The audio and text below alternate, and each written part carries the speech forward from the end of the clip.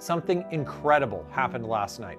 On the nationally televised French leaders' debate, with millions of voters watching, Mark Carney decided to promote a company he's personally invested in. Nuclear companies, including Westinghouse. Did you hear that? He promoted the massive American corporation Westinghouse for nuclear power. And guess who owns Westinghouse? Brookfield, of course. Brookfield bought 51% of Westinghouse back when Carney was the chair of Brookfield. And not just Brookfield, but the very investment fund Mark Carney set up and managed, the Bermuda-based Global Transition Fund. Mark Carney was the co-lead of that very fund. If Westinghouse wins Canadian contracts, Mark Carney is almost certainly set to benefit financially. We're potentially talking about billions of tax dollars here. And on national television, Mark Carney just happens to promote Brookfield-owned Westinghouse. Big nuclear companies, including Westinghouse.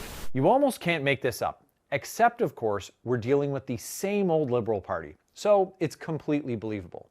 And what other Liberal policies are likely to promote Brookfield investments?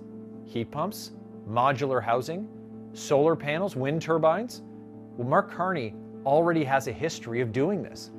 Last year, Carney openly bragged about using his political connections to push so-called green jet fuel to the benefit of Brookfield's bottom line. I do spend some time advising on what, again, pro bono, but advising on the types of policies that are going to have maximum impacts for investors. So I'll give you an example. What's happened in the UK, the EU, is they've said to major airlines, look, if you're flying in and out of Heathrow or wherever, you have to have 10% of your load has to be sustainable aviation fuel by, I think it's 2030.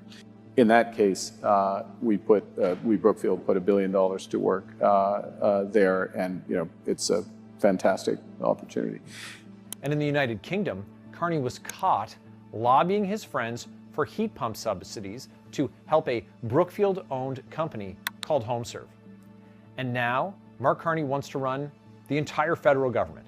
And he just showed us all on national TV that he doesn't care about his conflicts of interest. In fact, he's flaunting them. For months, we've been demanding that Mark Carney disclose his assets and conflicts of interest before Canadians go and vote.